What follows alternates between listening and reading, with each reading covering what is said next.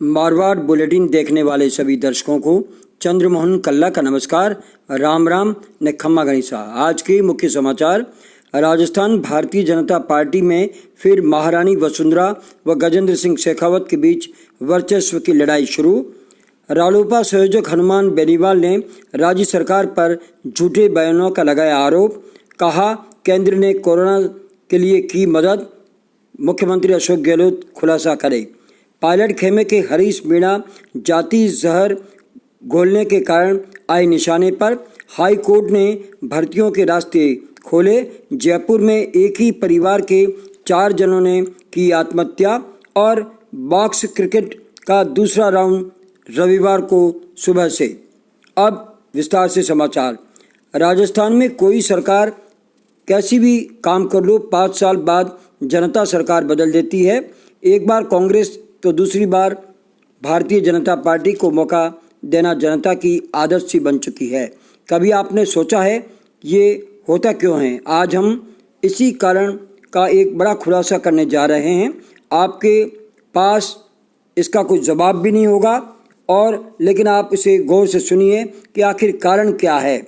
कोई भी सरकार हो, अपने अंतर्कलह के कारण परेशान रहती है। जब तक ये परेशानी दूर होती है, चुनाव आ धमकते हैं। कांग्रेस ही केवल अंदरूनी कलह से परेशान हो, ऐसा नहीं है। भारतीय जनता पार्टी भी दूध से नही हुई नहीं है। गहलोत व सचिन की लड़ाई तो जग जाहिर हो चुकी है। भाजपा की सरकार अगर होती तो वसुंधरा व गजेंद्र सिंह शेखावत में भी इसी तरह से संघर्ष सामने आ सकता था। दरअसल राजस्थान की भारतीय जनता पार्टी सरकार को उस समय 2 खेमों में बांट दिया गया था। जब महारानी वसुंधरा राजे ने लीड करते हुए अपने खेमे को पावरफुल बनाया था, लेकिन केंद्र उन्हें हटाना चाहता था, वे अड़ी रही। दरअसल महारानी खुद लीड करती है तो दूसरे खेमे की बात की जाए तो उसे लीड करने के लिए गजेंद्र सिंह शेखावत अपनी और ताकत बढ़ाते जा रहे हैं। ये बात किसी से छिपी नहीं है कि गजेंद्र सिंह शेखावत की गिनती वसुंधरा के उन घोर विरोधियों में की जाती है जिन्हें राजे नज़दीक भी नहीं फटकने देती है। वर्तमान में भाजपा के 75 में से 45 विधायक महारानी के साथ खड़े हैं। अब बात करें गजेंद्र सिंह की तो उन्हें मोदी मैन भी कहा जाता है। इन्हें मोदी व अमित शाह का करीबी माना जाता रहा है। यही कारण है कि केंद्र में वसुंधरा कितना भी चाहे, एक कील भी गजेंद्र सिंह शेखावत के बिना नहीं ठोक सकती है।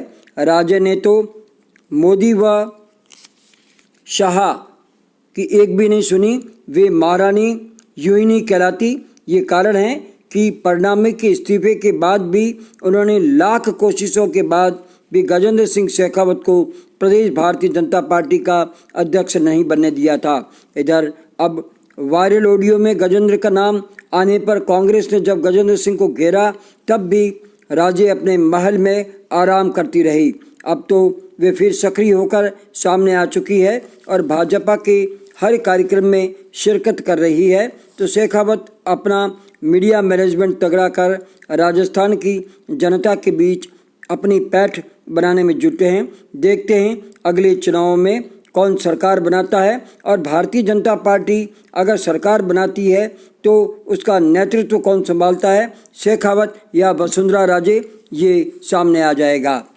रालोपा संयोजक हनुमान बेनीवाल ने कोरोना संक्रमण काल के दौरान केंद्र सरकार की ओर से राज्य को मिलने वाली मदद के मामले में राजस्थान के सीएम अशोक गहलोत व मंत्रियों को आड़े हाथों लिया है और कहा है कि राजस्थान को N95 मास्क, PPE किट और वेंटिलेटर्स सहित विभिन्न मदों में मदद दी है।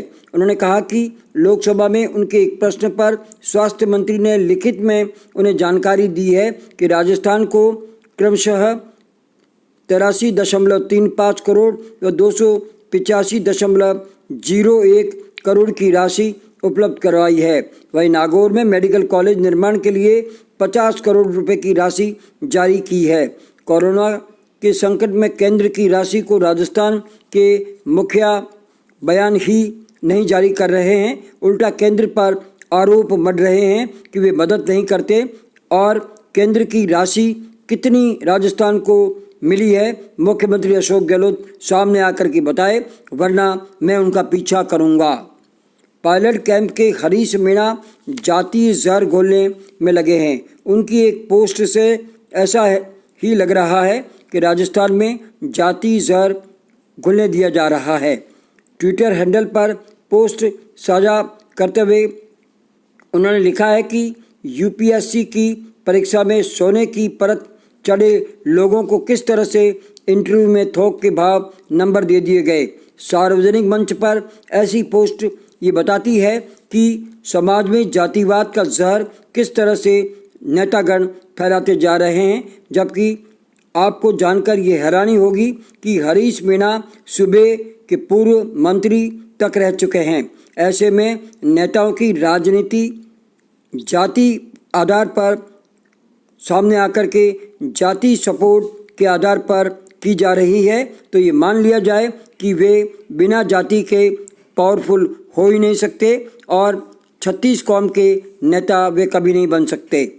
राजस्थान हाई कोर्ट ने 1760 पदों पर भर्तियों के लिए आवेदन की प्रक्रिया की नई तिथियां घोषित करते हुए पहले इन भर्तियों के लिए आवेदन की प्रक्रिया 30 मार्च से शुरू होनी थी, लेकिन कोरोना वायरस संक्रमण का लॉकडाउन होने से आवेदन तिथि हाल ही में अब 1 अक्टूबर कर दी गई है। जयपुर में एक ही परिवार के मां, बाप व 2 बेटों ने फांसी पर फंदा लगा आत्महत्या कर ली। जयपुर के कानौत थाना क्षेत्र में घटित इस घटना के बाद क्षेत्र में सनसनी फैल गई है।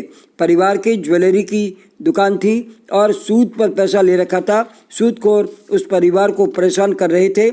सूदखोर को गिरफ्तार भी कर लिया गया है। जोधपुर में कोरोना थमने का नाम नहीं ले रहा है। दोपहर 1 बजे तक जोधपुर में 86 रोगी सामने आ चुके थे और 2 लोगों की मौत हो चुकी थी। जयपुर में 132 रोगी, उदयपुर में 49 और अलवर में 45 रोगी सामने आए हैं। अब खेल समाचार। फॉल्कन क्रिकेट एकेडमी के तत्वाधान में बॉक्स सिंगल विकेट क्रिकेट का दूसरा राउंड रविवार को सुबह खेला जाएगा। इसमें अंडर 10 व अंडर 14 के 2 ग्रुप खेल रहे हैं। प्रतियोगिता का फाइनल 27 सितंबर को खेला जाएगा। पुंगलिया फॉल्कन क्रिकेट एकेडमी में 2 turf wicket, 2 cement, 1 batting wicket की सुविधा है।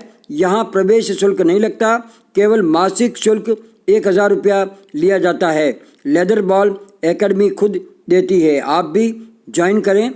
Falcon Pungaliya cricket academy, Birla school के सामने, रामद्वारा मार्ग, नशा मुक्ति केंद्र के पास, जोधपुर। मोबाइल नंबर 9694088523 पर। इसके साथ ही हमारा आज का ये समाचार बुलेटिन यहीं समाप्त होता है। अगले समाचार बुलेटिन के साथ फिर हाजिर होंगे, तब तक के लिए हमें आगे दीजिए। जय हिंद।